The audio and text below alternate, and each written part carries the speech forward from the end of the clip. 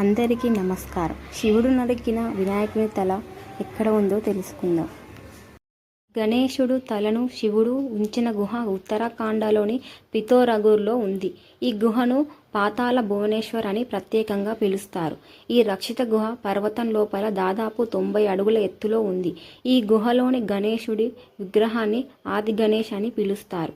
ఈ గుహను క్రీస్తుశకం 1941లో ఆది శంకరాచార్యులు కనుగొన్నారు. ఈ సంఘటన గురించి స్కందపురంలోని మానస విభాగంలో ప్రస్తావించబడుతుంది. కలియుగ అంతానికి చిహ్నం. పాతాళ భువనేశ్వర్ గుహలో 4 యుగాలకు ప్రతీకగా మొత్తం 4 రాతి కట్టాలు ఉన్నాయి. వీటిలో ఒక రాయి నెమ్మదిగా పైకి లేస్తుంది. ఈ రాయి కలియుగానికి చిహ్నంగా పరిగణించబడుతుంది. ఈ రాయి 1000 సంవత్సరాలకు ఒకసారి పెరుగుతుందని చెబుతున్నారు. ఈ రాయి గుహలో గోడను తాకిన రోజు కలియుగ అంతం అని కూడా విశ్వాసం.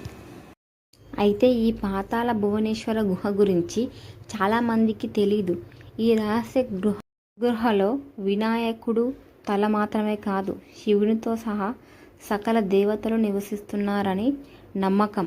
అందుకు సాక్ష్యంగా ఈ గుహలో బద్రీనాథ్, కేదార్నాథ్, అమర్నాథ్ కూడా కనిపిస్తాయి.